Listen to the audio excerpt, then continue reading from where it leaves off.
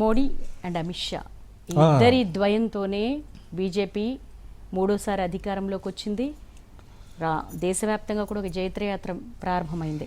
ఎలా ఉండబోతోంది? అవునమ్మా, అక్టోబర్ 22, 1964 అమిత్ షా గారిది చూసుకున్నట్లయితే భరణి నక్షత్రం, మేషరాశి. ఇక్కడ అమిత్ షా గారు కన్యా లగ్నంలో పుట్టారు. కన్యా లగ్నంలో అమిత్ షా గారు ప్రస్తుతము గురు మహాదశలో శని యొక్క అంతర్దశ జరుగుతోంది.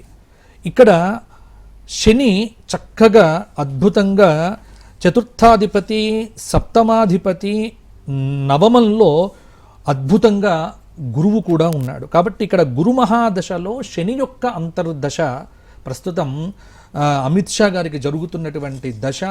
అమిత్ షా గారికి తిరుగులేదు. అయితే ఇక్కడ మేషరాశి కాబట్టి కొంత అమిత్ షా గారి మీద కొంత వ్యతిరేకత మొదలవుతుంది.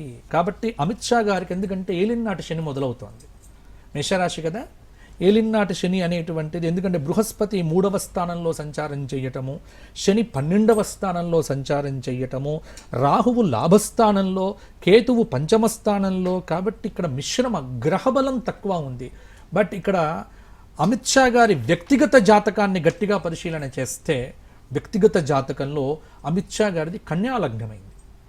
కాబట్టి ఇక్కడ కన్యా లగ్నంలో చక్కగా గురుదశ నడుస్తూ ఉన్నది.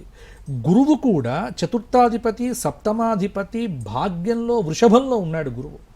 కాబట్టి ఇక్కడ అమిత్ షా గారి యొక్క జాతకరీత్యా వ్యక్తిగతంగా మంచి దశ జరుగుతూ ఉన్నది. అందుకే ఈసారి ఏం చెయ్యాలి అమిత్ షా గారు అంటే, మోడీ గారు చేసే పనులన్నీ అమిత్ షా గారు చేయాలి. అంటే గురువులను కలవటము, పెద్దవారి దగ్గరికి వెళ్ళి ఆశీర్వచనం తీసుకోవడము, ఆధ్యాత్మికతను పెంచుకోవాలి.